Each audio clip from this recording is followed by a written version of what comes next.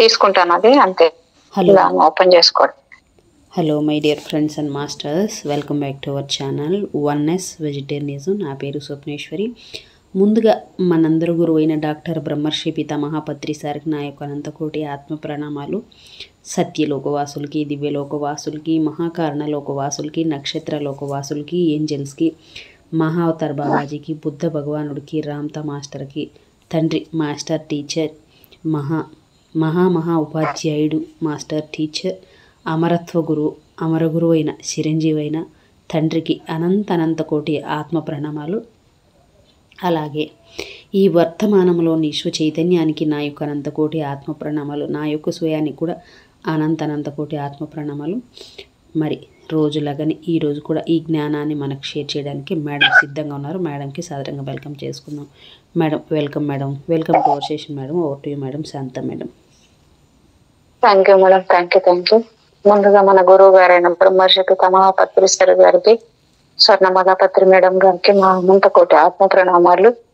అలాగే విశ్వంలోని గురువులందరికీ కూడా మా ఆత్మ ప్రణామాలు, కృతజ్ఞతలు తెలియజేసుకుంటూ, రామ్తా మాస్టర్ గారికి శత కోటి ఆత్మ ప్రణామాలు, కృతజ్ఞతలు దయచేసి తెలియజేసుకుంటూ, స్వప్నేశ్వర్ వన్నెస్ వెజిటేరియనిజం టీవీ వ్యవస్థాపకురాలైన స్వప్నేశ్వర్ మేడం గారికి కూడా నా ఆత్మ ప్రణామాలు, కృతజ్ఞతలు, ధన్యవాదాలు తెలియజేసుకుంటూ, నాకు ఎంతగానో సహకరిస్తున్న నా కుటుంబ సభ్యులందరికీ, నా తల్లిదండ్రులకు, నాకు జన్మనిచ్చిన తల్లిదండ్రులకి ఆత్మ ప్రణామాలు, ధన్యవాదాలు తెలియజేసుకుంటూ, లోప్ సాంగ్ రాంపా గారి మరణం లేని మీరు బుక్ చదువుతున్నాను. Thank you. అలాగే ఆయనే నా చేత చెప్పిస్తున్న రాంపా గారికి శత కోటి ఆత్మ ప్రణామాలు, కృతజ్ఞతలు అండి. Thank you.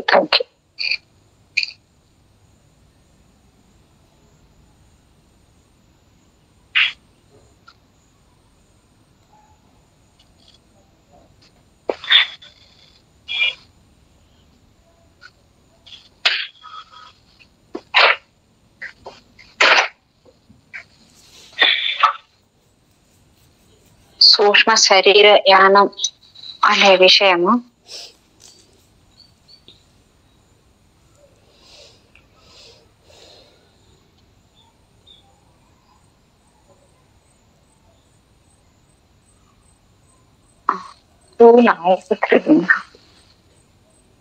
ఇది వరకే మేము చెప్పాము. దేనికి భయపడనక్కర్లేదు, ఒక్క భయానికి తప్ప అని. సూక్ష్మ శరీరయానం చేస్తున్న వ్యక్తికి భయం కలగకుండా ఉన్నంత వరకు ఎటువంటి ఆపద సంభవించదు. ఎంత దూరాలకు వెళ్తున్నా, ఎంత వేగంతో వెళ్తున్నా. అయితే మీరు ఓ ప్రశ్న అడగవచ్చు, భయపడేందుకు ఏముంటుందని. ఈ పాఠం భయం అనే విషయానికి పూర్తిగా కేటాయిస్తూ ఏ విషయాల గురించి మనం భయపడకుండా ఉండాలో తెలుసుకుందాం. భయము ఓ విరుద్ధ స్వభావం. సునిశ్చితంగా పరిశీలన శక్తి గల మన మేధస్సును భయం మొద్దుబారేలా చేస్తుంది. ఏ విషయం కోసం మనం భయపడినా, అది ఎలాంటి భయమైనా, ఏదో విధంగా మనకు భయం వల్ల చివరికి మేడం మన గ్రూప్ లో ఇప్పుడు 2 రోజులు కానీ మన గ్రూప్ లో అదే జరుగుతుంది.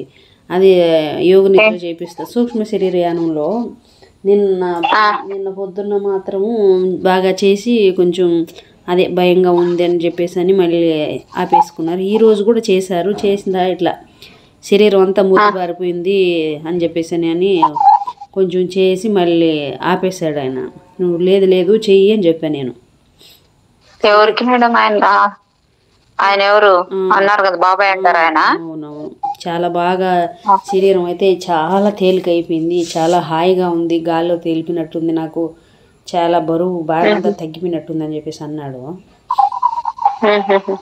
జరుగుతున్నాయి మేడం, ఒక్కొక్కరికి ఒక్కొక్కలాగా జరుగుతున్నాయి మన గ్రూప్ లో కూడా. నాకైతే ఈ రోజు 21 days అనుకున్నామే, అది మిస్ అయిపోయిన. అదే మేడం, లంప్స్ అర్థం పెట్టుకొని చేసినప్పటి నుంచి బాగుంది, మిస్ అయిపోయినాను. నాకు బాగా ఇదైపోయింది మేడం ఈరోజు. మూలాధారము బాగా యాక్టివేట్ అయితే కదా మనం దానిలో నుంచి అన్నిట్లో నుంచి తప్పించుకొని బయటపడగలము అనేది ఉండింది. ఒక్కరోజు మిస్ అయిపోయినా నాకు ఎందుకో ఎట్లా అనిపించింది. ఓకే మేడం, అంగీకరిస్తాం దాన్ని కూడా. భయము విరుద్ధ స్వభావము సునిశ్చిత పరిశీలన శక్తి గల మన మేధస్సును భయము మొద్దుబారేలా చేస్తుంది. ఏ విషయం కోసం మనం భయపడినా, అది ఎలాంటి భయమైనా ఏదో విధంగా మనకు భయము వల్ల చివరికి హాని జరుగుతుంది. సూక్ష్మ శరీరయానం చేద్దామని అనుకునే వాళ్లకు శరీరంలోకి మళ్ళీ తిరిగి రాలేమేమోననే భయం కలుగుతుంది. తప్పక ప్రతి ఒక్కరూ తిరిగి శరీరాల్లోకి వస్తారు. మరణం సంభవిస్తుందన్న కదా మేడం, మళ్ళీ వచ్చిందా ఇట్లా సేమ్ రిపీట్ అయిందా? అయిపోయింది కదా మేడం, ఇది అయిపోయింది కదా. నాకు కూడా వస్తుంది ఇప్పుడు. అదే థర్డ్ పార్ట్ నేను ఇప్పుడు ఇందాక చెప్పింది మీకు. అవును, అది మళ్ళీ మళ్ళీ అది ఇదైపోయింది కదా మేడం. అందుకు సూక్ష్మ శరీరం థర్డ్ 11వ అధ్యాయము 12వది చెప్పాలనుకుంటా. ఇది కూడా 13వది సూక్ష్మ శరీరం అనే విషయం ప్రాముఖ్యత సంతరించుకుంది కనుక అన్నట్టు గుర్తు నాకు కొంచెం గుర్తు. 13 అన్నట్టు 12 అయిపోయి 13 అన్నట్టు గుర్తు కొంచెం. అవును, అదే నాకు కూడా అట్లే ఉంది మేడం. రిలాక్స్ అవ్వడం ఎలాగా అనేది 12వది. ఇది దీన్ని కూడా అయిపోయిందా అని నాకు గుర్తు. రిలాక్స్ అయ్యేది అంటే మేడం, ఇది మంచి నేలలో విత్తనాలు నాటితే తప్ప ఒక చక్కటి ఉద్యానవనం తయారవుతుంది.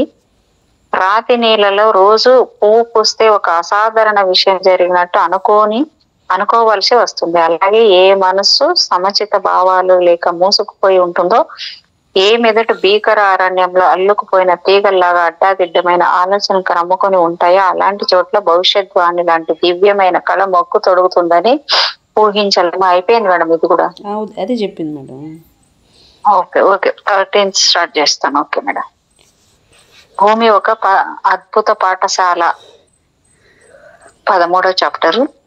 ఈ భూమి మీద మన బ్రతుకి అర్థం ఏమిటి? ఈ అంతులేని బాధల్ని కష్టాల్ని మనం అనుభవించి తీరాల్సిందేనా అని కనీసం ఒక్కసారైనా అనుకుని ఉండని మానవుడు ఉన్నాడా? నిజం చెప్పాలంటే బాధపడడాలు, కష్టాలు అనుభవించడాలు, యుద్ధాలు ఇవన్నీ ఉండాల్సిందే. మనం అందరము జీవితాన్ని చాలా చులకనగా చూస్తూ ఉంటాం. ఈ భూమి మీద ఏది ముఖ్యం కాదు. నిజానికి భూమి మీద మనం అందరం ఓ వేదిక మీద నటిస్తున్న పాత్రధారులం. సమయోచితంగా దుస్తులు ధరిస్తూ ఓ అంకం ప్రారంభం అవుతున్నప్పుడు ఆ పరిస్థితులకు తగిన దుస్తులను ధరించి మనము సిద్ధం అవుతూ ఉంటాం. ఈ ధోరణిలో మనం ఆలోచిస్తూ ఉంటాం. యుద్ధాలు జరగాల్సిన అవసరం ఉంది. యుద్ధాలే జరగకపోతే భూమి మీద మనుషులు కిక్కిరిసిపోతారు. దేశ ప్రజల క్షేమం కోసం తమ ప్రాణాలను పణంగా ఒడ్డి ఆత్మాహుతికి కూడా కొందరు సిద్ధపడగలగాలి అంటే యుద్ధాలు తప్పక జరిగి తీరాలి. ఏదో ఒక విధంగా బ్రతుకును లాక్కుపోవడమే గొప్ప అని చాలా మంది అనుకుంటూ ఉంటారు. ఇంతకంటే అబద్ధం మరొకటి లేదు. మనము అశరీర దారులుగా కేవలం ఆత్మస్వరూపంలో ఉంటున్నప్పుడు మనకి నాశనం అంటూ ఉండదు. కష్టాలకు, రోగాలకు మనం అతీతంగా ఉంటాం. ఆత్మ ఓ అనుభవాన్ని పొందేందుకు ఓ మాంసశల్య నిర్మితమైన ఆ శరీరాన్ని ప్రేరేపిస్తుంది. ఈ దేహం మొత్తం కదులుతున్న ఓ ప్రోటోప్లాజపు ముద్ద. దాని సహాయంతోనే ఆత్మ అనేక పాఠాలను నేర్చుకుంటుంది. భూమి మీద దేహము ఓ తోలుబొమ్మ లాంటిది. మీద నుంచి పూర్ణాత్మ సిల్వర్ కార్డ్ గుండా ఆజ్ఞల్ని పంపుతూ అనుభవాల్ని స్వీకరిస్తూ ఈ తోలుబొమ్మని తనకి కావలసినట్లు ఆడిస్తూ ఉంటుంది. కాసేపు విషయాల గురించిన పరిశోధనను మరో కొత్త కోణం నుంచి చర్చించుకుందాం, సరేనా? మొదటిసారిగా ఈ భూమి మీదకు వస్తున్న ఓ మనిషి నిస్సహాయ పరిస్థితుల్లో ఉంటాడు. ఓ చిన్న బిడ్డలాగా పరాధీనంలో ఉండి తన గురించి సొంతంగా ఓ పని కూడా చేసుకోలేని దీన స్థితిలో ఉంటాడు. అటువంటి మనుషులకు తగిన ప్రణాళికలు తయారు చేసేందుకు ఇతరుల సహాయం అవసరమవుతుంది. ఏమాత్రం అభివృద్ధి సాధించిన వారి విషయంలో మనకనవసరం. ప్రస్తుతం మీరు ఈ పాఠ్యాంశాలన్నీ అధ్యయనం చేస్తున్నారంటే దాని అర్థం మీ అంతటా మీ శ్రేయస్సుకు తగిన విషయాలను తెలుసుకోగలిగిన అభివృద్ధిని నిశ్చయంగా సాధించున్నట్లేనని. ఓ మనిషి ఈ భూమి మీదకు రాబోయే ముందు దృశ్యం ఎలా ఉంటుందో మనం గమనిద్దాం. ఓ వ్యక్తి భూమి మీద తన తనువు చాలించి సూక్ష్మలోకంలోని తన పూర్ణాత్మలోకి చేరుకున్నాడు. తాను చేసిన మంచి చెడులను నిశిత దృష్టితో బేరీజు వేసుకున్నాడు. తాను సాధించాలని ఇదివరకు నిర్ణయించుకున్న చాలా పనులను నిర్వర్తించలేకపోయినందుకు చింతిస్తూ ఇంకా నేర్చుకోవాల్సిన పాఠాల గురించి ఆలోచిస్తున్నాడు.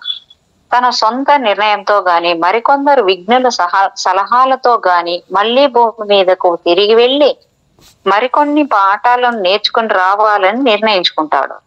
తాను ఎలాంటి పరిస్థితుల్లో భూమి మీద నివసించాల్సి ఉంటుందో అలాంటి పరిస్థితులను కల్పించగల స్తోమత ఏ తల్లిదండ్రుల వద్ద తమకు లభిస్తుందో పరిశీలనాత్మకంగా నిశ్చయించుకుంటాడు.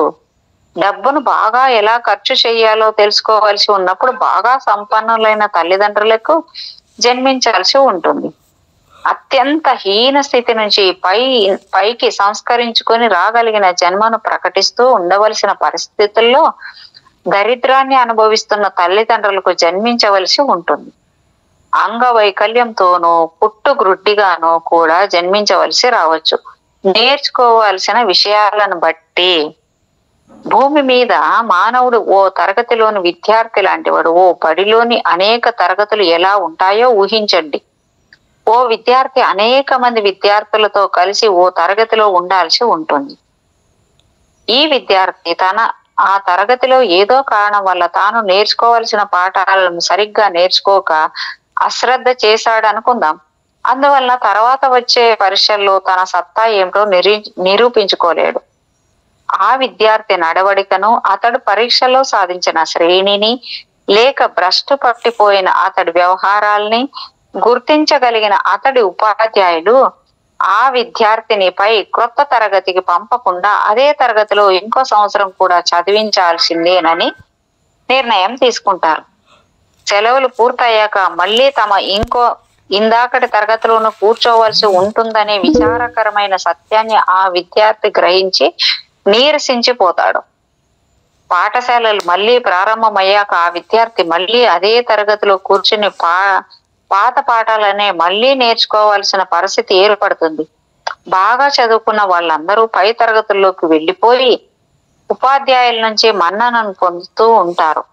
క్రింది తరగతుల నుండి పైకి వచ్చిన కొత్త విద్యార్థుల ముందు తల వంచుకునే పరిస్థితి కప్పిపుచ్చుకుని తనకు పై తరగతికి వెళ్ళడం నిజానికి ఇష్టం లేదు కనుకనే తను ఉత్తీర్ణుడిని కాలేదని ప్రజ్ఞల్ని పలుకుతూ కాలం వెళ్ళబుచ్చే ప్రయత్నం చేశాడు అనుకుందాం. మళ్ళీ అతడిని పరీక్ష చేసిన ఉపాధ్యాయులందరూ కలిసికట్టుగా ఓ కఠోర నిర్ణయాన్ని తీసుకుని అతడిని తెలివిహీనుడిగా జమకట్టి ఇంకో పాఠశాలను వెతుక్కోమని సలహా ఇచ్చి తమ పాఠశాల నుంచి బయటికి గెంటేస్తారు. సక్రమంగా చదువుకుని అభివృద్ధి సాధిస్తూ ముందుకు పోతున్న విద్యార్థులకు పాఠశాలలో విద్యాభ్యాసం పూర్తయ్యే రోజు వస్తుంది. తర్వాత వాళ్ళ భవిష్యత్తు గురించి వాళ్ళు ఆలోచించాల్సిన అవసరం కలుగుతుంది. ఏదో ఒక వృత్తిని వాళ్ళు చేపట్టాలని నిర్ణయించుకోవాల్సి ఉంటుంది. వాళ్ళ డాక్టర్లు కావాలన్నా, లాయర్లు కావాలన్నా, బస్సు డ్రైవర్లు కావాలన్నా అందుకు సంబంధించిన విషయాల్ని మళ్ళీ నేర్చుకోవాల్సి ఉంటుంది. మళ్ళీ క్రొత్త పాఠాలు ప్రారంభమవుతాయి, మళ్ళీ నేర్చుకోవాల్సి ఉంటుంది. ఓ డ్రైవర్ నేర్చుకోబోయే పాఠ్యాంశాలను ఓ డాక్టర్ కావాలనుకున్న విద్యార్థి అధ్యయనం చేయాల్సిన అవసరం రాదు. ఏ విషయాలలో తమ ప్రావీణ్యాన్ని సంపాదించుకోవాలనుకుంటున్నారో అందుకు తాము ఏం చేయాలో తమ గురువులతో సంప్రదించి కర్తవ్యాన్ని నిర్ణయించుకుంటారు. పరలోకంలో కూడా ఇలాంటి పరిస్థితి నెలకొని ఉంటుంది. ఓ మనిషి భూమి మీద జన్మించడానికి ముందుగా కొద్ది నెలల ముందుగానే ఆ లోకంలో ఏదో ఒక చోట ఓ సభ ఏర్పాటవుతుంది. దేహాన్ని ధరించాలని అనుకుంటున్న జీవులు అక్కడి అందరి సలహాలను స్వీకరిస్తారు. ఏ పాఠాలను ఎలా నేర్చుకోవాలో నిర్ణయించుకుంటారు. భూమి మీద ఉపాధ్యాయులకు తమ విద్యార్థులకు తగిన సలహాలు ఏ విధంగా ఇస్తుంటారో ఈ లోకంలో కూడా అలాంటి హితవు చెప్పే పెద్దలు ఉంటారు. ఈ జీవుడు భూమి మీద ఏ భార్యాభర్తలకు కొడుకుగానో కుమార్తెగానో జన్మించాలనో కాకపోతే ఆ జీవి జన్మకు తగినట్లు ఎవరికో అక్రమ సంతానంగా పెళ్లి కాని స్త్రీకే జన్మించాల్సి ఉందో నిర్ణయించబడవచ్చు. ఏం నేర్చుకోవాలో, ఏ కష్టాలు పడాలో ముందుగా నిర్ణయం జరుగుతుంది. సుఖం నుంచి కాక కష్టాల వల్లే మనం ఎక్కువ గుణపాఠాన్ని నేర్చుకోవాల్సి రావడం మన దురదృష్టం. ఐహికంగా తక్కువ స్థాయిలో ఉన్న వ్యక్తి ఆధ్యాత్మికంగా బీదవాడు కాకపోవచ్చు అనే సత్యాన్ని మనం ఇక్కడ స్పష్టంగా గుర్తుంచుకోవాల్సి ఉంటుంది. అంటే తక్కువ స్థాయిలో ఉన్న వ్యక్తి ఆధ్యాత్మికంగా బీదవాడు కాకపోవచ్చు అనే సత్యాన్ని మనం ఇక్కడ గుర్తుంచుకోవాల్సి ఉంటుంది. ఎంతో గొప్ప వ్యక్తులు తాము నేర్చుకోవలసి ఉన్న పాఠాల కోసం హీన జన్మలను ఎత్తవలసి రావచ్చు. ఈ భూమి మీద ఓ వ్యక్తి గొప్పతనాన్ని అతని తల్లిదండ్రుల గొప్పతనం మీద లేక వాళ్ళ ఆస్తిపాస్తుల మీద ఆధారపడి ఊహించడం ఎంతో దురదృష్టకరం. ఈ నిర్ణయం సరికాదు. ఓ విద్యార్థి తెలివిని అతని తండ్రి బ్యాంక్ బ్యాలెన్స్ తో ముడిపెట్టి నిర్ణయించడం ఎంతవరకు సబబో ఆలోచించండి. ఈ భూమి మీద నుంచి ఏ మనిషి ఒక్క పైసా డబ్బును కూడా తాను చనిపోతూ పట్టుకెళ్ళలేడు అనే మాటని మళ్ళీ మనము గుర్తు చేసుకున్నాం. చావు అనే సరిహద్దు తర్వాత మనతో పాటు రాగలిగే వస్తువు కేవలం మనం సంపాదించుకున్న జ్ఞానం మాత్రమే. మన అనుభవాలు మాత్రమే మనలను అనుసరిస్తాయి. ఈ భూమి మీద కోట్లు కూడబెట్టుకున్న వారు తమకి స్వర్గంలో ముందు వరుసలో కూర్చి వేయబడి కాచుకొని ఉంటుందని ఊహించుకుంటే తర్వాత జరిగే పర్యవసానానికి ఎంతో దుఃఖాన్ని అనుభవించాల్సి ఉంటుంది. ధనము, సంఘంలో పదవి, మానవ జాతి లేక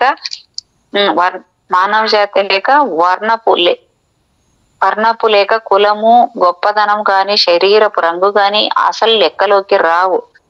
ఆధ్యాత్మికంగా సంపాదించుకున్న విద్య ఒక్కటే గుర్తింపబడుతోంది. ఇప్పుడు గుర్తొచ్చిన ఒక మాట మేడం చెప్తాను, ఇప్పుడే చెప్తా. మళ్ళీ ధ్యానం చేస్తుంటే 10:30 కూర్చున్నా.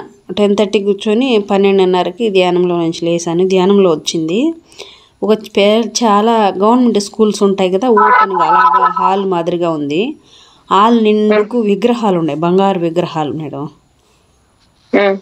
దేవతామూర్తుల విగ్రహాలు హాల్ నిండుకు విగ్రహాలు ఉన్నాయి, బంగారు విగ్రహాలు ఉన్నాయి.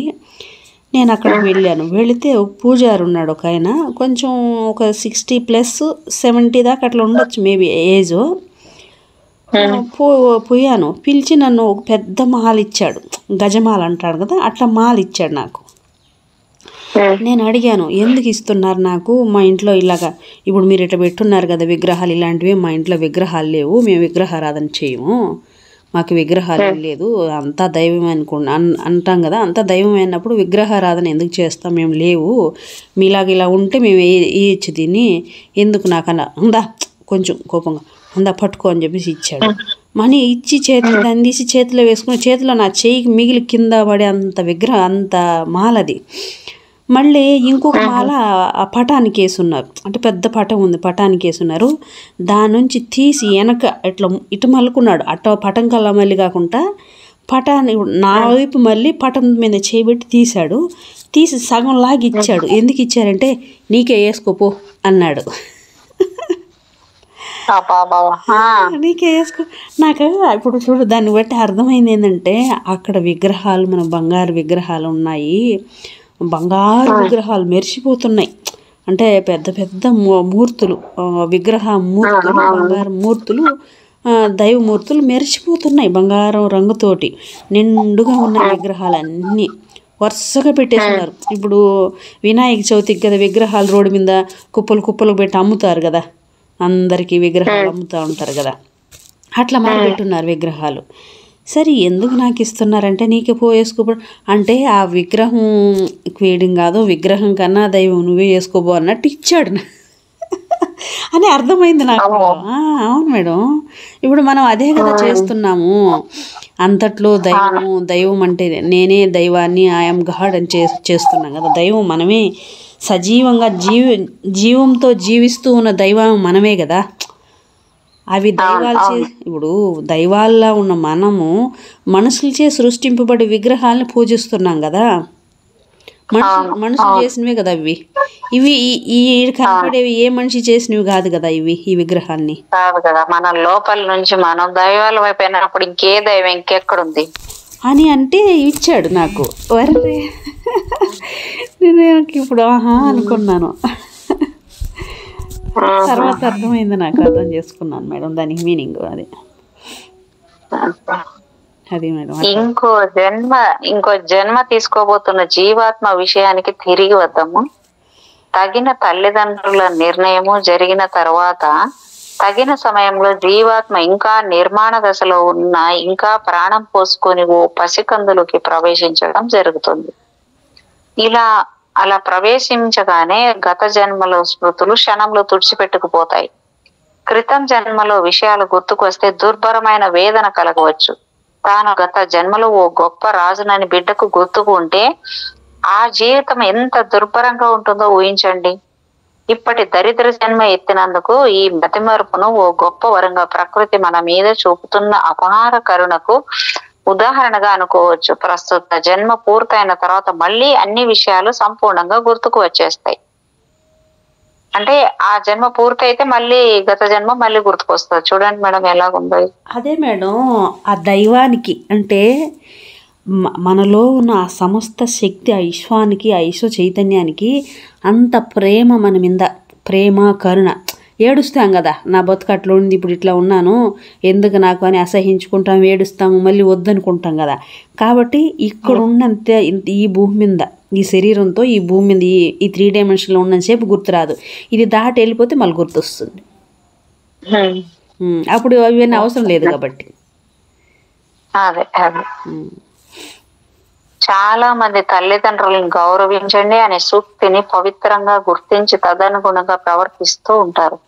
ఈ విషయం ఎంతో అభినందనీయమైనదే. కానీ ఇహలోకాన్ని విడిచిపెట్టి వెళ్ళిపోయిన అనేక మంది మళ్ళీ ఎప్పటికీ తమ తల్లిదండ్రులను కనిపించరు.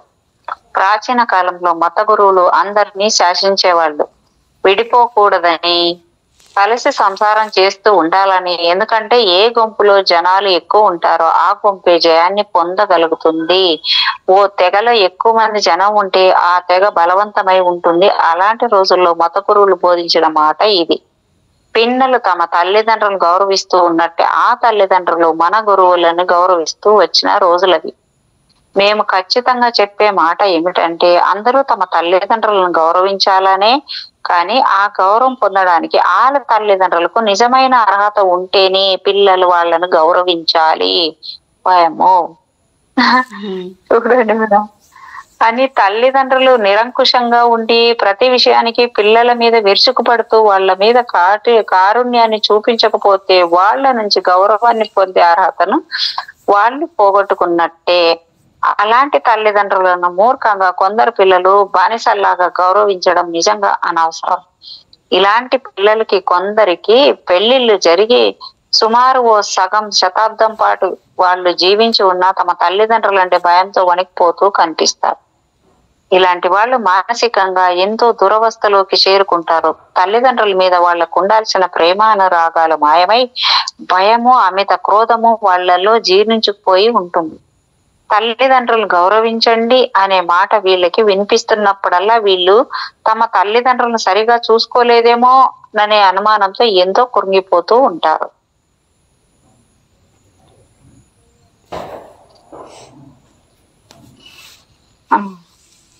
ఇలాంటి వాళ్ళకి మేము చెప్పేది ఏమిటంటే తల్లిదండ్రుల వద్ద సంతోషాన్ని అనుభవించలేని వాళ్ళు దేహాంతర ప్రాప్తి తర్వాత తమ తల్లిదండ్రుల్ని మళ్ళీ ఎప్పటికీ చూడలేరు అని పరలోకంలో శృతి లేక సంయమనం సిద్ధాంతం పనిచేస్తూ ఉండటం వల్ల మీతో కలిసి సహజీవనం సాగించలేని వ్యక్తులను మీరు ఎప్పుడు కలుసుకోలేరు.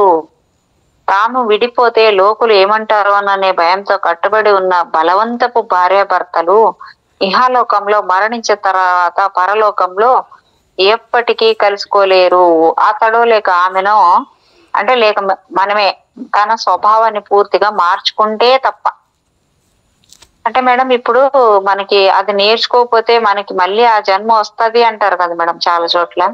అవును, వాళ్ళతో కాదు కదా మేడం, వాళ్ళతో కాదు అంటే వాళ్ళతోనే వస్తది, వాళ్ళని స్వీకరించే వరకు అంటారు కదా మేడం. మరి అంటే అట్ట కాదు మేడం, చైతన్యము అని చైతన్యానికి రూపమేమి ఉండదు కదా. అలాంటి పరిస్థితినే తెచ్చుకుంటాం మళ్ళీ.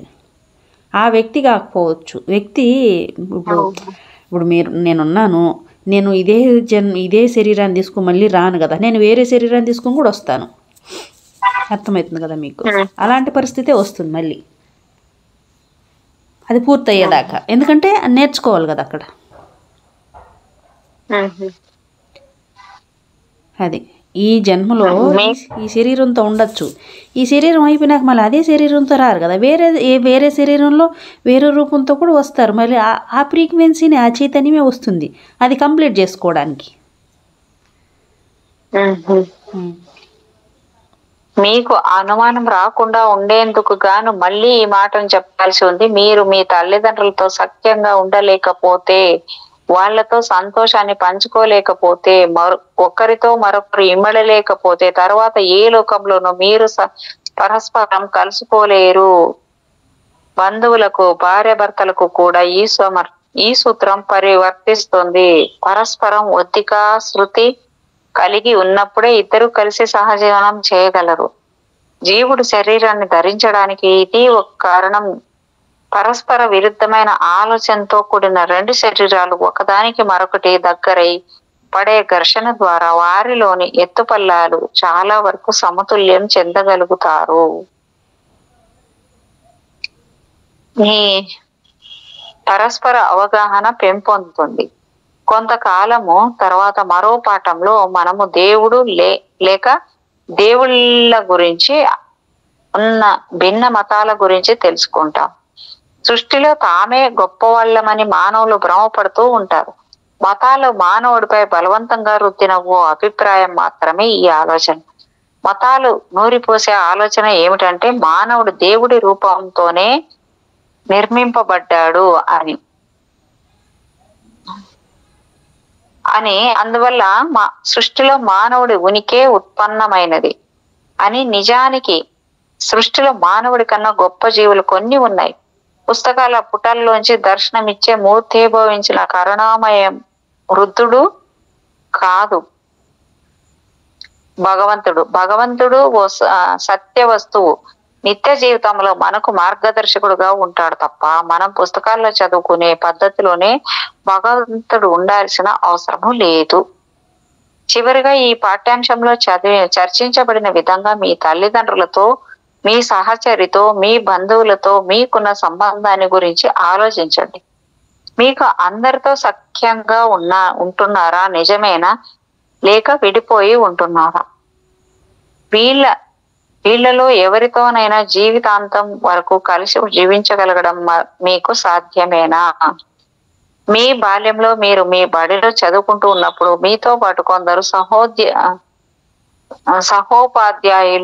ఉపాధ్యాయులు కొందరు ఉండేవారు కదా. మీ ఉపాధ్యాయులను ఎంతో గౌరవించవలసి వచ్చేది. ఆ ఉపాధ్యాయులు ఎప్పటికీ మీతో పాటు ఉండలేరు కదా. మీ అభివృద్ధిని గమనించడానికి తాత్కాలికంగా నియమించబడ్డ వాళ్ళు ఆ ఉపాధ్యాయులు. అలాగే పరలోకంలో మీరు వారి అనుమతి పొందిన తర్వాతే మీ తల్లిదండ్రులుగా ఉండటానికి సమ్మతించిన ఆ వ్యక్తులు కేవలం మీ అభివృద్ధిని గమనించడానికే, పరిశీలించడానికే, దోహదం చేయడానికే భూమి మీద ఉన్నారు. నీతి శాస్త్రం బోధిస్తూ ఉంది కాబట్టి తల్లిదండ్రులను గౌరవించాలి, ప్రేమించాలి అనే పద్ధతిలో కాకుండా నిజంగా వాళ్ళని ప్రేమిస్తూ ఉన్నట్టయితే అలాంటి వ్యక్తులకు ప్రేమ పాత్రులైన ఆ తల్లిదండ్రులు వాళ్లకు పరలోకంలో కూడా తప్పక కనిపించి తీరుతారు. భూమి మీద మనం కలిగించిన పరిస్థితులే పరలోకంలోనూ మనకు సాక్షాత్కరిస్తుంది. 14వ అధ్యాయము 10వ వంతు దానం. మన పనులను ఇంకెవరైనా చేసి పెడితే బాగుంటుందని, అన్ని శుభాలు మనకు లభించాలని మనం ఆందోళనతో ఎదురు చూస్తుంటాం. మనకి ఓ సహాయం అందేటట్లు చేయమని ప్రార్థన చేసినట్టు బహుశా ప్రతి ఒక్కరూ ఒప్పుకుంటారు. ఇంకొకరి సహాయం కోరుకోవడం మానవుడి సహజ లక్షణం. ఒంటరిగా ఉండే మానవుడు తనకు భద్రత లేదనుకుంటాడు. ఏ దేవుడైనా, ఏ దేవతైనా తనకు అండగా ఉంటే బాగుంటుందని అనుకుంటాడు. నిజమే, నేను కూడా అనుకుంటుంటాను. ఇట్లా గొప్ప ఇంట్లో ఉన్నట్లుండి ఊహించుకొని ఆనందపడతాడు. కానీ తనకు ఏదైనా రావాలని అనుకునేవాడు ముందుగా తనే ఇవ్వవలసి ఉంటుంది. ఇవ్వకుండా మీరు దేనిని స్వీకరించలేరు. మీ దాన గుణము మీ మనస్సును తెరిచి ఉంచి మీకు కావలసిన వస్తువును మీకు ఇచ్చేందుకు సిద్ధపడ్డ వారి దానాన్ని స్వీకరించగలిగేందుకు తగిన పరిస్థితిని నెలకొల్పుతుంది. దానం అంటే కేవలం డబ్బుని మాత్రమే అని అర్థం చేసుకోవడానికి వీలు లేదు. కానీ మామూలుగా డబ్బునే దానంగా ఇస్తూ ఉంటాం. డబ్బుతో దేన్నైనా కొనుక్కోవడానికి వీలుంటుంది కనుక అందరూ దానినే కోరుకుంటూ ఉంటారు. ఇప్పటి పరిస్థితుల్లో డబ్బు మానవుడికి కోరికలు తీర్చగల శక్తిని అందించడమే కాక పస్తులు ఉండాల్సిన పరిస్థితుల నుంచి కూడా రక్షణ కల్పిస్తుంది. అప్పులను వసూలు చేసేందుకు వచ్చే వ్యక్తి నుంచి రక్షణ కల్పిస్తుంది. డబ్బును దానం చేయవచ్చు, చెయ్యాలి కూడా. కానీ కొన్ని షరతులకు లోబడే చేయాలి. హృదయపూర్వకంగా మానవ సేవ చెయ్యడం కూడా ఓ దానంగా మనం గుర్తించాల్సి ఉంటుంది. మనం డబ్బుల్ని దానం చేయగలము, చేసి తీరాలి. కేవలం డబ్బునే కాకుండా వస్తువుల్ని, తగిన సహాయాన్ని లేక ఆధ్యాత్మిక సానుభూతిని కూడా యోగులకు దానం చేయవచ్చు. మళ్ళీ మనం చేస్తేనే తప్ప పుచ్చుకోగల స్థితికి చేరలేం. ఇవ్వడము ముష్టి దానము ఇలాంటి మాటలు గురించి పడమటి ఖండాల్లో అనేక దురభిప్రాయాలు ఉన్నాయి. ఇంకొకళ్ళ నుంచి సహాయాన్ని ఆర్కించడాన్ని ఓ పెద్ద అవమానకరమైన పనిగా తలపోస్తుంటారు. ఇది సరైన ఆలోచనే కాదు. ఈ భూమి మీద మనం ఉన్నప్పుడు డబ్బు మనకు పనికి వచ్చేందుకు నిర్దేశింపబడ్డ ఓ వస్తువు మాత్రమే. ఓ రాతి ఖజానాలో దాన్ని బంధించడం కన్నా ఇతరుల మేలు కోసం ఖర్చు చేస్తూ మనం సంతోషాన్ని, ఆధ్యాత్మిక అభివృద్ధిని కూడా పొందవచ్చు. దురదృష్టవశాత్తు వాణిజ్యపరంగా మారిన ఇప్పటి ప్రపంచంలో డబ్బు ఖర్చు చేసి ఓ మనిషిని అతడి డబ్బుతో గుర్తించడం జరుగుతుంది. అతడు డబ్బు కర్మ చేసే పద్ధతిలో అతడి గొప్పతనాన్ని గుర్తించడం జరుగుతుంది.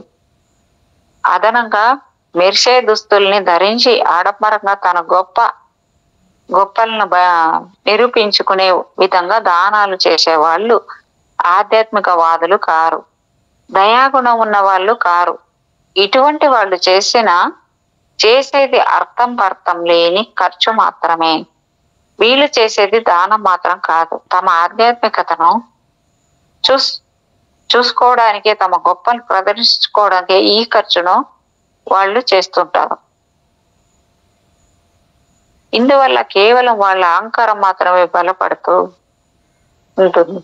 పశ్చిమ దేశాల్లోని వ్యక్తుల గొప్పతనాన్ని వాళ్ళు నివసించే భవంతిని బట్టి నిర్ణయిస్తూ ఉంటారు. వాళ్ళు ఏ క్లబ్బుల్లో మీరు మెంబర్లుగా ఉన్నారో గమనిస్తారు. గొప్ప వాళ్ళు గొప్ప క్లబ్బులకే వెళ్తుంటారు కదా. ఈ లోకం నిజంగా గ్రుడ్డిని అక్కడ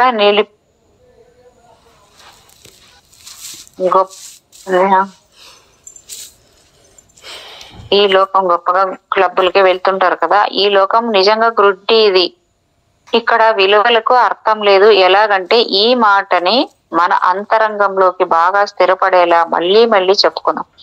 ఏ స్త్రీ గాని, ఏ పురుషుడు గాని కుడి చేతిలోని ఓ నిలువెత్తు కర్ర జంతువులతో, మనుషులతో పోట్లాడి ఆత్మరక్షణ చేసుకునేందుకు కాదు, నడిచే దారిలోని కంపను, తుప్పలను ప్రక్కకు తోసేసుకుంటూ ముందుకు నడిచిపోయేందుకు ఉపయోగపడ్డమే కాక ఇంకా ఓ కాలు ఓ నదో అడ్డం వస్తే నీళ్లు ఎంత లోతు ఉన్నాయో పరీక్షించి చూసుకునేందుకు ఉపయోగపడుతుంది ఈ కర్ర. ఎంత అద్భుతంగా ఉంది ఇది పాయింట్. ఈ సాధువు ఇంటి ముందుకు వచ్చి నుంచునే తన వస్త్రంలోంచి ఓ భిక్షా పాత్రను చెక్కతో చేయబడిన ఉపయోగించి పూర్తిగా నున్నగా తయారై మెరుస్తున్న దాన్ని బయటకు తీసి తలుపు వద్దకు రాబోతున్నంతలోనే ఆ ఇంటి తలుపు తెరుచుకొని ఓ స్త్రీ ఆహార పదార్థాలున్న ఓ పాత్రని తీసుకొని వచ్చి తల వంచుకొని నిలబడిన తన సౌశీల్యాన్ని, వినయాన్ని ప్రకటిస్తూ ఉంది. సాధువుని సూటిగా తేరిపారా చూడడం మర్యాద లక్షణం కాదు. సాధువు కొంత ముందుకు నడిచి భిక్షా పాత్రను 2 చేతులతోనూ పట్టుకొని నిలబడ్డాడు. ఒక చేత్తో భిక్షా పాత్రను పట్టుకుంటే ఆహారాన్ని అవమానించినట్టే. ఆహారం ఎంతో విలువైనది. 2 చేతుల్లోనూ దాన్ని మర్యాదగా స్వీకరించాలి. భిక్షా పాత్రను 2 చేతులతో వదలకుండా పట్టుకుని ఆ సాధువు నిలబడగానే ఆ స్త్రీ పాత్రలోకి ధారాళంగా ఆహారాన్ని జార విడిచి వెనక్కి తిరిగి ఒక్క మాట కూడా మాట్లాడకుండా ఒక్కసారి వారికి గొప్పవారికి తాము అప్పు తీర్చుకుంటున్నట్లు ఆలోచన చేస్తారు. ఆ ఇంటి ఇల్లాలు ఏం ఆలోచన చేస్తుందంటే ఆ సాధువుకు తాను చూపించాల్సిన మర్యాదను, గౌరవాన్ని వినయంగా చూపించగలిగానని, ఆ మహనీయుడు తన ఇంటికి దయచేయడం వల్ల తనకు కూడా గొప్ప గౌరవం కలిగిందని, తాను చేసిన వంట గురించి మరే ఇతర సాధువు ఆ మహనీయుని కూడా చెప్పి ఉండవచ్చునని, అందువల్లే తృప్తిగా భిక్షను స్వీకరించే నిమిత్తం ఆ సాధువు ఇంటి ముందుకు వచ్చి ఉండవచ్చునని ఆమె అనుకుంటుంది. ఇక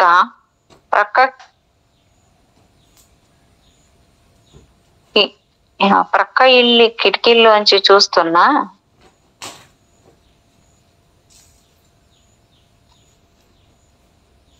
సాధువు ఇంటి ముందుకు వచ్చి ఉండవచ్చునని ఆమె అనుకుంటుంది.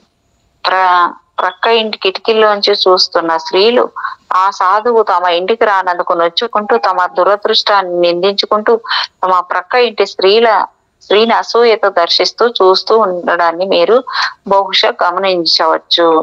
నిండిన తన భిక్షా పాత్రను 2 చేతులతోనూ భద్రంగా పట్టుకొని ఆ సాధువు అప్యాయంగా నువ్వు చెట్టు పంచన చేరి అక్కడ కూర్చొని అక్కడే విశ్రమించేందుకు ఉద్యుక్తుడవుతాడు. ఆ సాధువు రోజంతా ఆ చెట్టు క్రిందే విశ్రమించి ఉండవచ్చు. ఇప్పుడు ఆ చెట్టు క్రిందే తాను స్వీకరించి తెచ్చుకున్న ఆహారాన్ని భుజించడం పూర్తిగా చేస్తాడు. రోజు మొత్తానికి అదే అలవాటు. అదే అతడి మొదటి చివరి భోజనం కూడా. సాధువులు విపరీతంగా భోజనం చెయ్యరు. కొద్దిగా తమ ఆరోగ్యాన్ని, బలాన్ని కాపాడుకునేందుకు తగినంత ఆహారాన్ని మాత్రమే తీసుకుంటారు తప్ప శరీరాన్ని పెంచుకునేలా భోజనాలు చెయ్యరు. ఆధ్యాత్మికంగా అభివృద్ధి సాధించాలంటే ఈ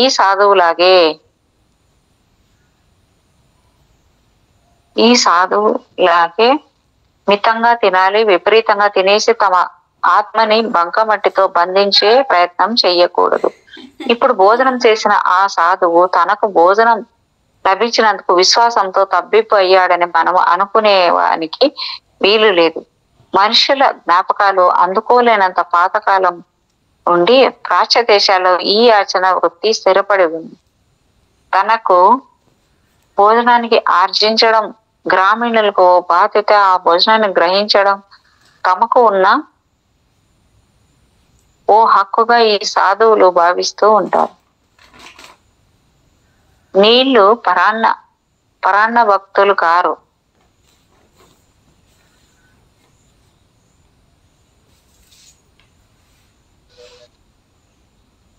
ఆ ఉదయం నుంచి ఆ సాధువు ఆ వ్యక్తి క్రిందే నివసిస్తూ కావలసిన వారికి తన సేవలను అందించేందుకు సిద్ధంగా ఉండడాన్ని మనము గ్రహించాలి. కొంతమందికి ఆత్మతృప్తి కావాలి, కొందరికి ఓదార్పు కావాలి, తమ బంధువుల్లో ఎవరికో ఆరోగ్యం బాగా ఉండకపోవడం వల్ల కొందరికి ఓ ఉత్తరాన్ని వ్రాయించుకోవాల్సిన అత్యవసర పరిస్థితి ఉండవచ్చు.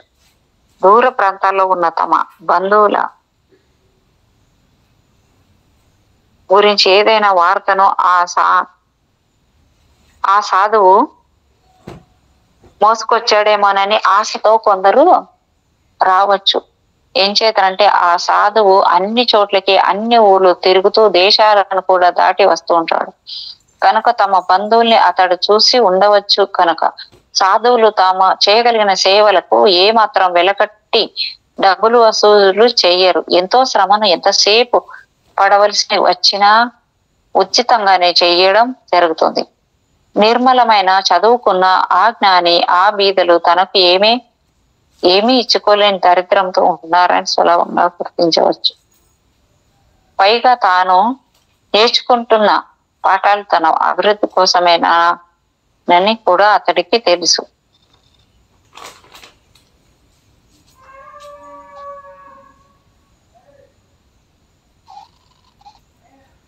పైగా తాను నేర్చుకుంటున్న పాఠాలు తన అభివృద్ధి కోసమేనని కూడా అతనికి తెలుసు.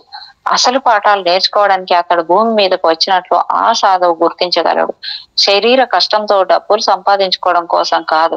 అతడి ప్రయత్నం ఆధ్యాత్మిక ఆనందాన్ని, తృప్తిని ప్రజలకు అందించేందుకు సాగుతుంది. కనుక కర్మయోగము అతడికి విద్యుక్త ధర్మం అవుతుంది. ఆ ధర్మాన్ని అతడు సక్రమంగా నిర్వర్తిస్తుంటాడు. కనుకనే అందరూ అతడికి రుణపడి ఆ రుణాన్ని కొంతైనా తీర్చుకోవడానికి చేసే ప్రయత్నంగా ఆ సాధువుకు కొంత భోజనం పెట్టి ప్రయత్నం చేస్తారు. ఆ భోజనమే ఆ సాధువు శరీరాన్ని ప్రాణంతో నిలబెట్టి ఉంచుతుంది. భోజనం తర్వాత ఆ సాధువు కొంతసేపు విశ్రాంతి తీసుకుంటాడు. తర్వాత లేచి నూనెటి మట్టితో తోమి తన భిక్షాపాత్రను శుద్ధి చేసుకొని చేతికర్రను పట్టుకొని రాత్రికి రాత్రే బహుశా చక్కటి వెన్నెల్లో మరో ప్రదేశానికి పయనం ప్రారంభిస్తాడు. ఎంతో దూరం ప్రాంతాలకు కూడా చకచక నడుస్తూనే పయనిస్తాడు. మధ్య మధ్యలో అతి తక్కువగా నిద్రిస్తాడు. ప్రపంచంలో బౌద్ధ మతం ఉన్న అన్ని దేశాల్లోనూ ఈ విషువు గౌరవించే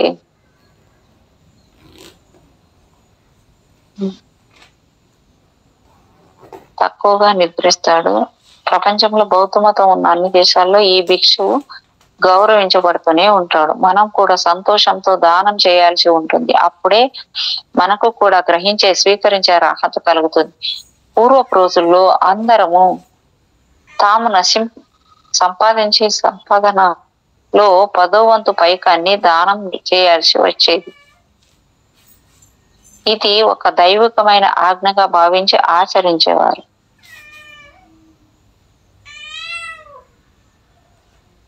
టెన్త్ 10వ తరగతి 10వ వంతు అనే ఆంగ్ల పదం చివరికి టిత్ గా రూపాంతరం చెందింది.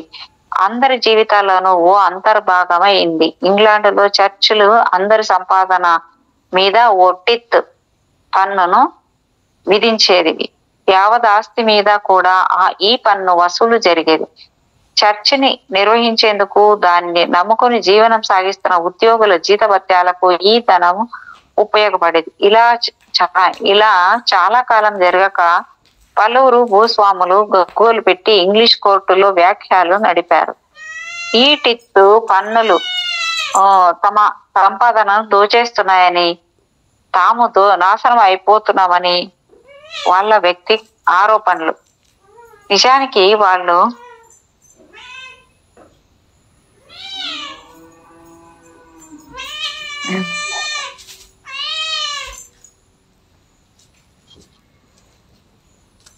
ఈ టిత్ పన్ను తమ సంపాదనను దోచేస్తున్నాయని, తాము నాశనం అయిపోతున్నామని వాళ్ళ ఆరోపణలు.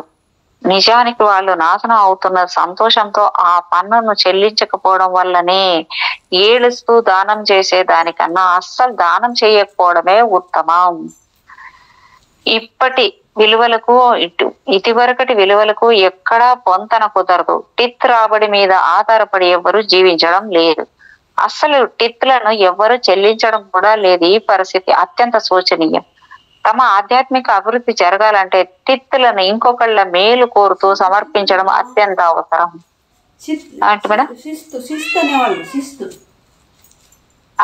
అంటే అది పన్ను శిస్తు కాదు మేడం. ఇది టిత్ అంటే టిప్స్ ఇస్తాం చూడండి, మనం ఎవరికన్నా ఏదన్నా ఇచ్చేదాన్ని, దాని గురించి ఇచ్చాడు ఇక్కడ. మనం ఏది ఇంత పర్సెంట్ అని మనం కొంచెం ఇస్తేనే దాని నుంచి మనకు అభివృద్ధి అవుతాది అనేది కూడా చెప్తున్నారు ఆయన. అంటే ఎవరు చెల్లించడం కూడా లేదు. ఈ పరిస్థితి అత్యంత శోచనీయము. అంటే అంతా మనం ట్యాక్స్ రూపంలో కడుతున్నామని ఏడ్చుకుంటూ కడుతుంటారు చూడండి. దానికి మిగిలించడానికి మనం ఇల్లు అదో సైట్ కొని దాన్ని కూడా మిగిలియాలని చేస్తాం చూడండి. ట్యాక్స్ బెనిఫిట్ అంటాం చూడండి మేడం. అదంతా ఏది బెనిఫిట్ కాదు, మనకి అంకరంతా సమస్యలే తెచ్చి పెడతాం అని అంటున్నారు అక్కడ. అంటే అత్యంత అవసరం అది. ఇది అంటే ఇంకొకళ్ళ మేలు కోరుతూ సమర్పించడం అత్యంత అవసరము. పరులకు మీరు చేసే సహాయం నిజానికి మీకే ఎక్కువ శ్రేయస్సును కలిగిస్తుంది.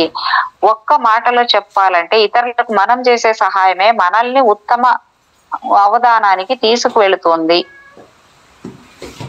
ఎటువంటి భక్తి ఆధ్యాత్మిక తెలియని ప్రముఖ వాణిజ్యవేత్తలు కొందరు ఇతరుల మేలు కోసం తమ సంపాదనలో 10వ వంతు సంతోషంతో సమర్పిస్తూ ఉండడం మాకు తెలుసు. ఇంకా స్పష్టంగా చెప్పాలంటే తమ మేలు కోసమే వారు ఆ పని చేస్తున్నారు. ఓ మత సందేశానుసారం వారు ఆ పనిని చేయడం లేదు. అత్యంత శ్రద్ధతో కఠిన నియమాలతో నిండి ఉన్న వారి వ్యాపార ధోరణే వాళ్ళకి ఈ చక్కటి పద్ధతిని నేర్పిస్తూ ఉంది. నీటి మీదకు వదిలిపెట్టబడిన బ్రెడ్ ముక్క 1000 వెనక్కు తిరిగి వస్తుంది అనే సత్యాన్ని వాళ్ళ లెక్కల పుస్తకాలు స్పష్టంగా రుజువు చేస్తూ వాళ్లకు ఈ దివ్య సందేశాన్ని అందిస్తోంది. ఇది ఎలాగ మేడం? నీళ్ళ మీద వదిలిపెడితే బ్రెడ్ ముక్క 1000 అవుతుందా? నాకేమైందో అందో అర్థం కాలేదు. వింటున్నారా మేడం? విన్నారా మేడం? ఇది నీటి మీదకు వదిలిపెట్టిన బ్రెడ్ ముక్క 1000 వెనక్కి వస్తుందంట. అది ఎలాగ మేడం? ఎలా వస్తుంది? మునిగిపోతుంది కదా. కాదు, 1000 మనం ముందుకు వస్తుంది అంటున్నారు కదా, వెనక్కి తిరిగి. అంటే ఆ సత్యాన్ని వాళ్ళ లెక్కల పుస్తకాలు స్పష్టంగా రుజువు చేస్తూ వాళ్ళకు ఈ దివ్య సందేశాన్ని ఇచ్చాయంట మేడం. నాకేమో అర్థం కాలే.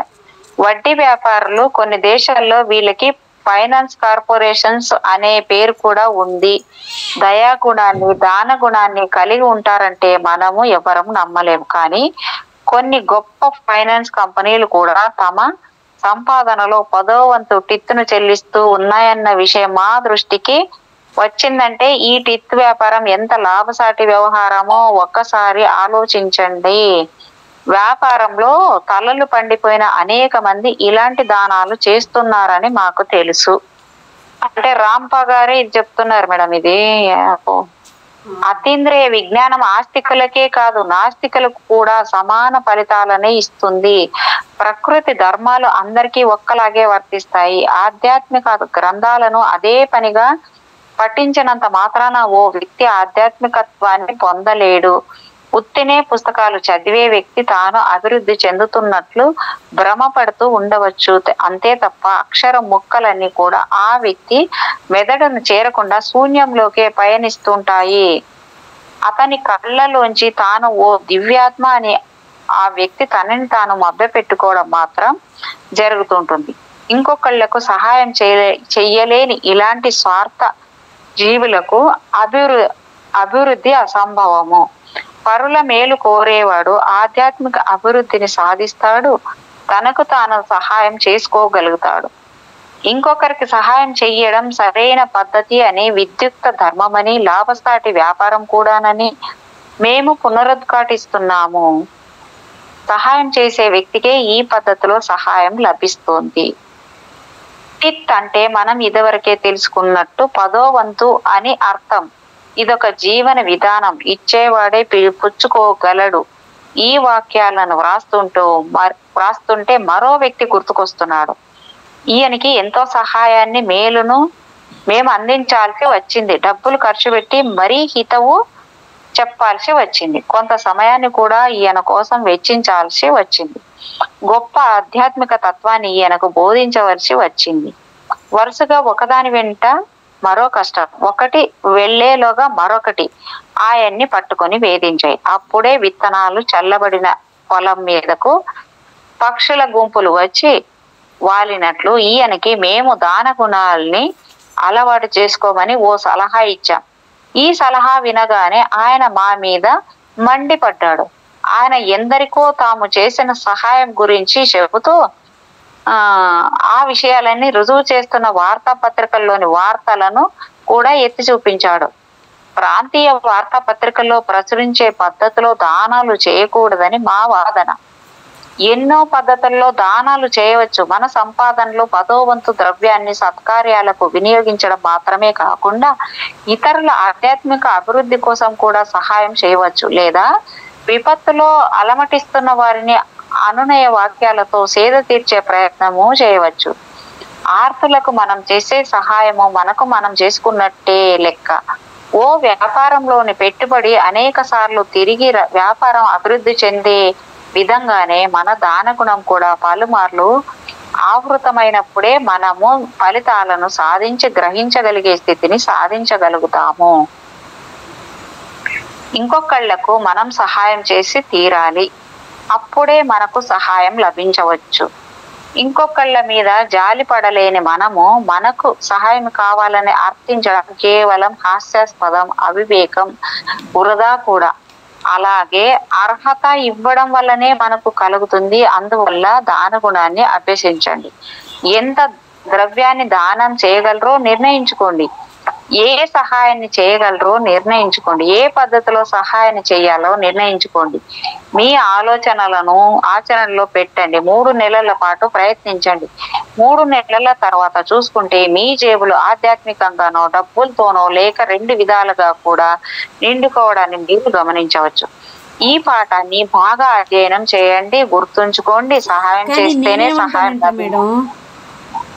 నేనేమంటానంటే ఇస్తే నాకు వస్తుందని చేయడం పక్కన పెడితే, ఒకప్పుడు మీకు ఒక గత 20 years ముందు ఇవి లేవు, ఈ డబ్బులు లేవు.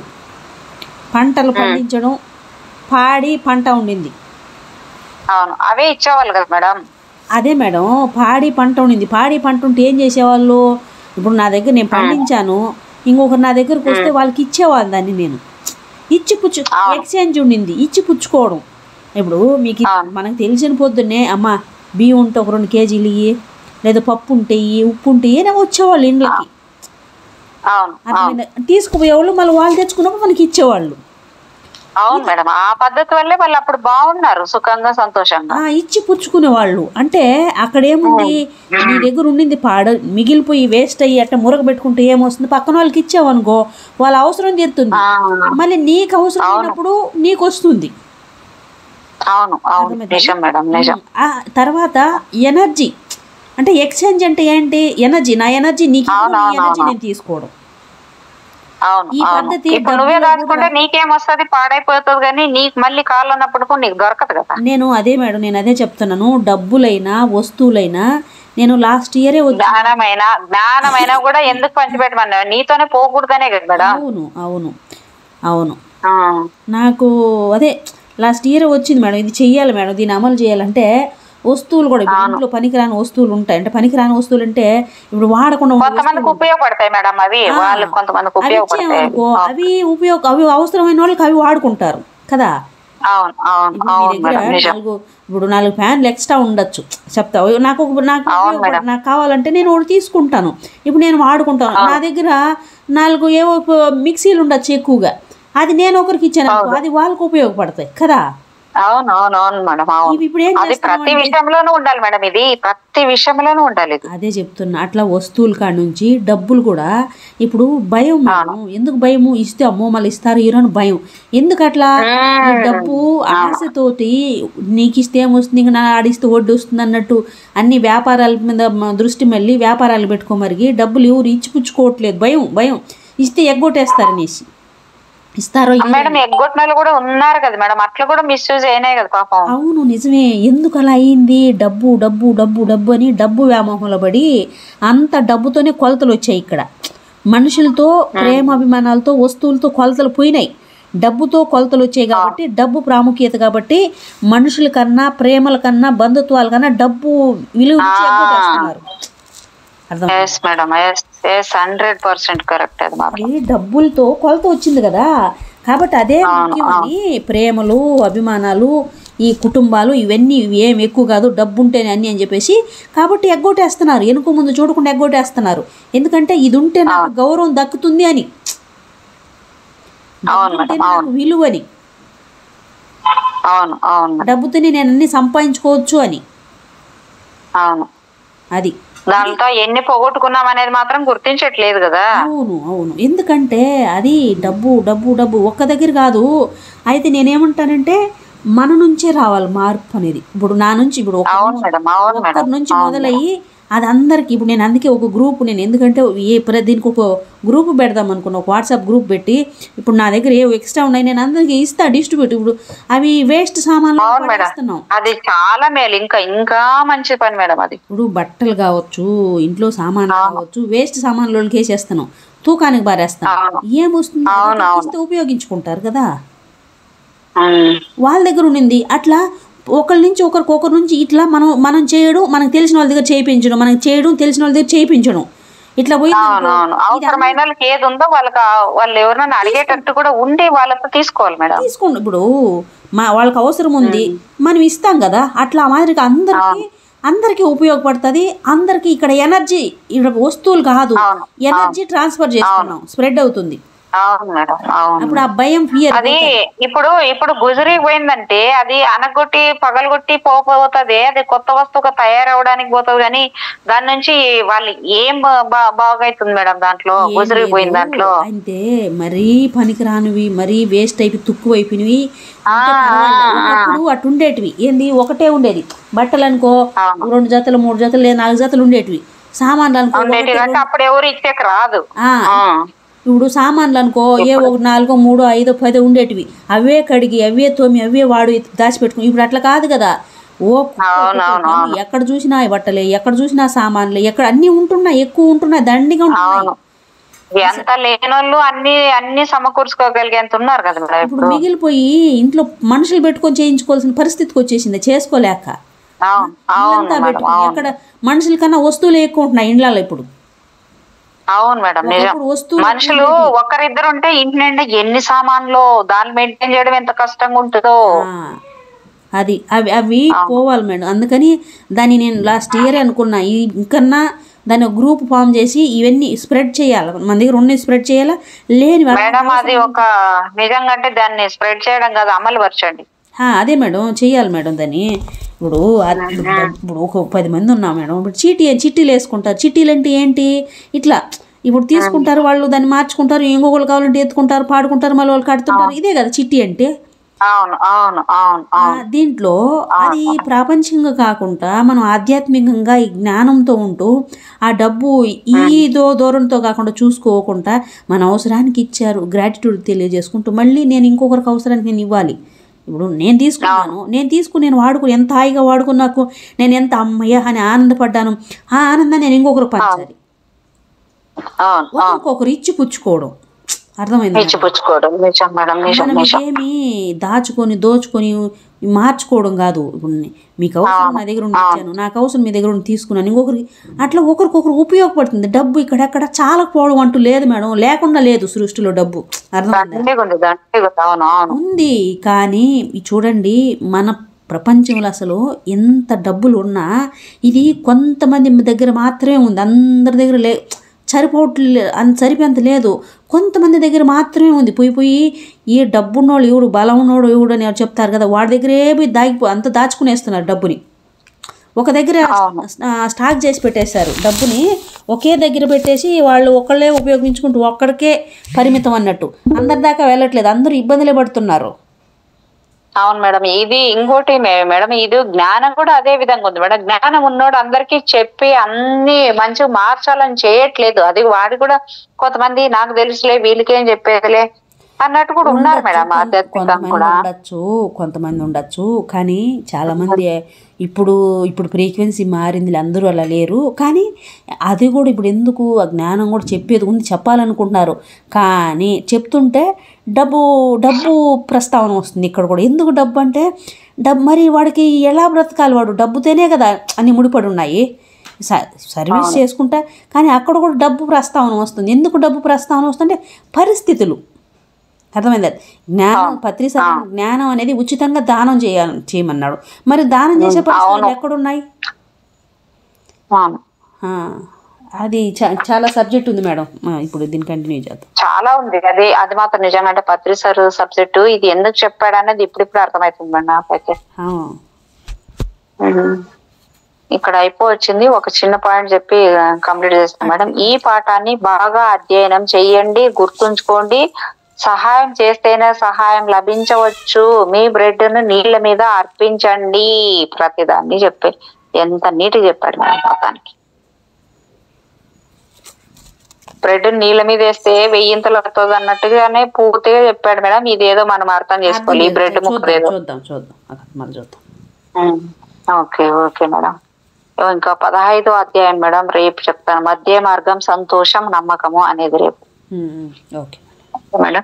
Okay madam, thank you so much madam. Thank you madam. Thank you.